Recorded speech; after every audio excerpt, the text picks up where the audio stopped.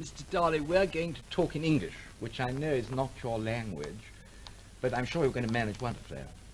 Yes, my English remain very, very problematic, but this is not so important because see somebody catch only a little piece of my ideas, this is absolutely sufficient because Dalinian ideas possess one tremendous power of germination. Well, I quite see that. And also I would beg of you to speak and speak ceaselessly, even if you don't speak in English, because I'm always accused of speaking, and I want to speak as little as possible, otherwise I shall be torn limb from limb. The first question that I wanted to put you, it really ought to be about modern art, but I can't help it. There's some delicious frivolity in you which makes me ask it, is how did you manage to produce those marvelous moustaches? In the beginning of this moustache, use one very natural product, dates, you know, the fruit. I know. In the last moment of dinner, not clean my fingers, yes. Only put a little in my moustache, remain for all afternoon very efficiently. Well, and that's how it began. Yes, but now use one real product, very good, in the Place Vendôme, is Hungarian wax. Oh, yeah. Pinot. It's very well-known wax. Is already Proust, Marcel Proust used the same. Yes, but his was a little pointed one, wasn't it? It didn't have a splendid upturn like yours. Yes, this wax, use this wax in one other manner, in one other mood, in one depressing psychosis way. Yes, I see. A little depressing and melancholic.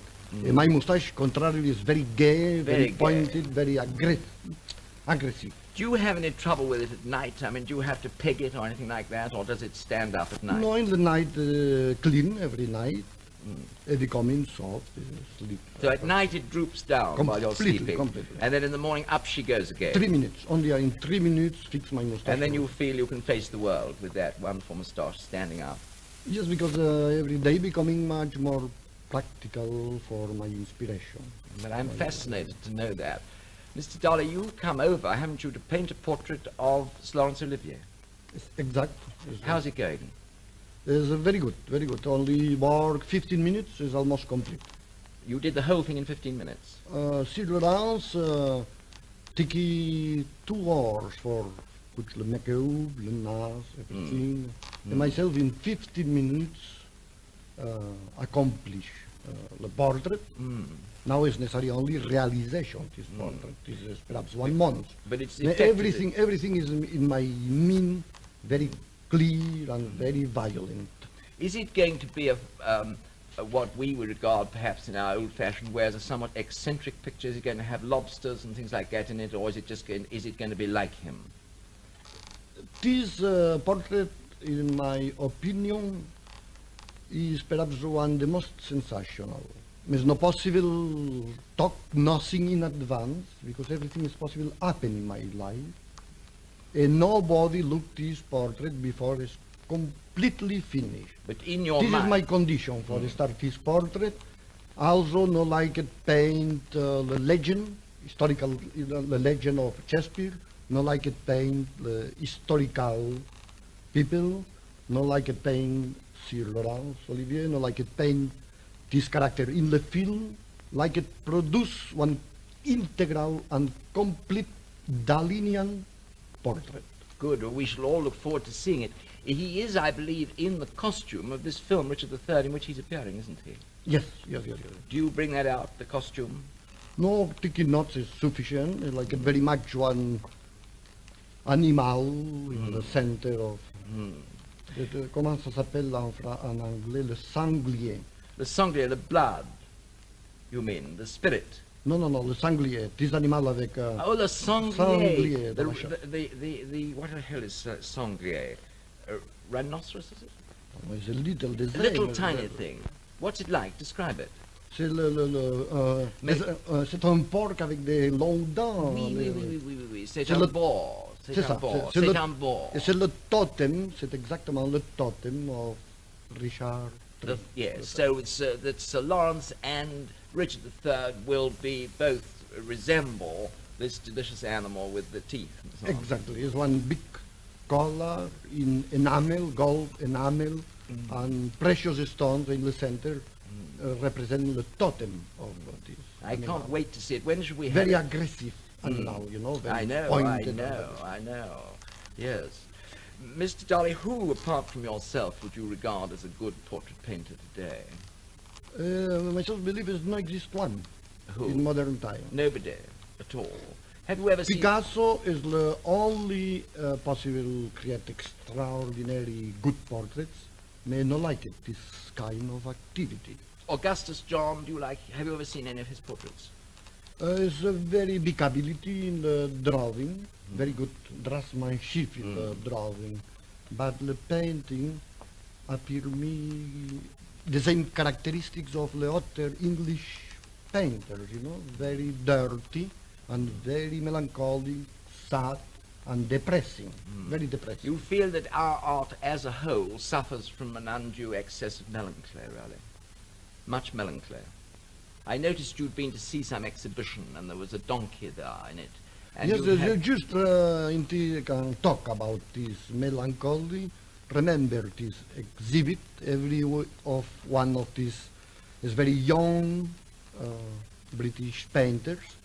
Everyone paint the more sad and melancholic kind of animals, fish, people, houses. Everything very dirty also, only the more dirty colors and the more depressing effects. Now, why do you think that is? Why should they all be so sad? Why should they paint this poor old donkey with such a sad, This sad is one, look? understand the reason that these young people is so melancholic, no understand? No. Because myself believe, contrary, that the modern atomic age is very gay. No, nothing is more gay than the collision and explosion of intra-atomic conflicts of nuclear physics. You feel that really livens things up enormously. For me, is the more happy thing is look these terrific conflicts about electrons and pi mesons and atoms. Is everything jumping and romping in a completely extraordinary eurythmic feeling. Yes, I see what you mean. Myself is every day is more gay.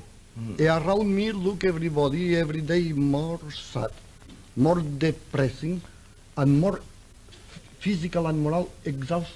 Do you find that true in New York as well as here in poor old Europe? No, New York in this moment offer one very big quantity of abstract painters. Myself no like it abstract painting because believe it's only one part of, it's one decorative art, but these paintings of New York is plenty of vitality. And on the whole, rather... Enormous vitality, completely explosive. Would you still call yourself a surrealist as a painter?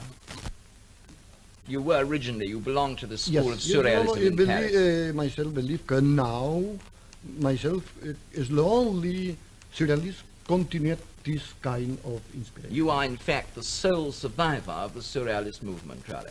Yes, avec la différence que myself like it, incorporate and sublimate the first experience of my life in the big classical tradition of Spanish painters.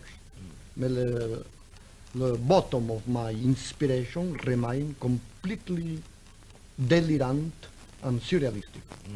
But the school, as a school, you feel, has rather gone out of existence. The school is disappeared because becoming one academic school with no personality. It also collapsed in this kind of sadness and melancholy of the other kind of modern schools. I see. So that really you feel that surrealism, having started when you were with it as very gay, has now sunk into melancholy and despair, and that you alone remain as a true representative of it. Absolutely true. Now, all your wonderful jokes that we know about taxi cabs with the rain inside and so on, you're going to go on with those jokes.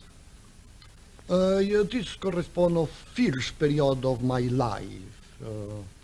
The moment of myself is very big interest in psychoanalysis, coming in London for meet Dr. Freud, But now, my interest is only about the tremendous progress of nuclear research and nuclear physics. And so really that represented a phase in your career, those jokes that we all knew about, and now you move on and all your life will be to the rhythm of atomic explosion. Exactly, one new kind of atomic and nuclear mysticism. Well, thank you very much. That's a fascinating phrase, nuclear mysticism. A medida que me admiro más, encuentro que soy una real catástrofe. Lo he dicho muchas veces, si hubiera 2000 Picassos, 30 Dalís, 50 Einsteins, pues el mundo sería prácticamente inhabitable. Pero que nadie se espante, no los hay. Siempre estaba enfermo, que me gustaba mucho. En fin, para mí 38,5 era una temperatura ideal. Que además no ir al colegio y ser mimado, porque mis padres, como que el otro se había muerto, pusieron toda la ternura sobre el nuevo Dalí. Eso es natural. Encontré Gala, abrí la puerta de mi casa y encontré Gala desnuda ya en la playa. No completamente desnuda, pero en aquel tiempo se quitaban ya los sostenes y todo eso. Y desde entonces fue un amor completo, intenso y tan duradero que se va a consagrar de nuevo.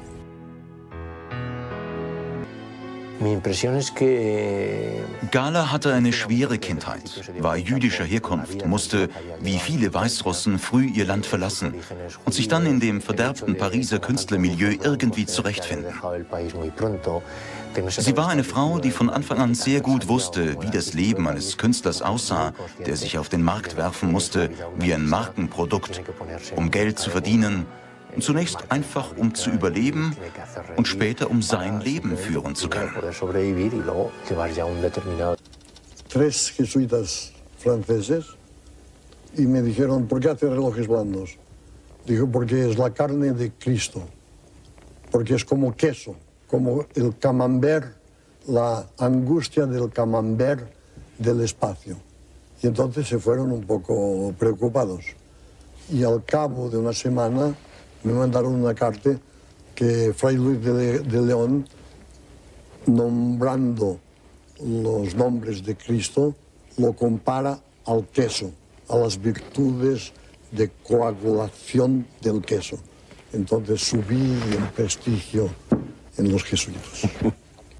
Tengo recuerdos perfectos de mi vida intrauterina y parece que Casanova también los tuvo. Y el doctor Freud, cuando lo vi en Londres, me los confirmó. Yo quisiera que usted leyera mi tesis sobre la paranoia crítica que he hecho con Lacan. Y él volvía al cuadro. Yo volvía a que leyera mi tesis científica. Y al final, puñetazo, digo, quiero que lea esta noche. Entonces Freud se quedó un poco asombrado y dijo a Stefan Zweig, nunca he visto un prototipo de español más claramente. Es un fanático. Creo que llegaré a tener la fe en la católica, que eso es una gracia única, y de creer en la inmortalidad del alma. Entonces, cuando ya se cree en la inmortalidad del alma, ya el miedo cesa completamente.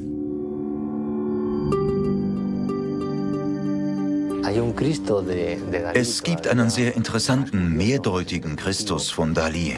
Das ist der hyperkubische Christus. Er hängt an einem Kreuz aus vielen Würfeln. Mit dieser Art Kreuz hat Gaudí viele seiner Gebäude versehen. Man nennt es Kreuz der 6 Richtungen. Sie entsprechen den 6 Flächen eines Würfels, sodass kubische Elemente geformt werden können. In Anlehnung übrigens an die kubische Figur von Juan Herrera, nach der auch das Schloss El Escorial konzipiert ist. La perfección no se obtiene nunca.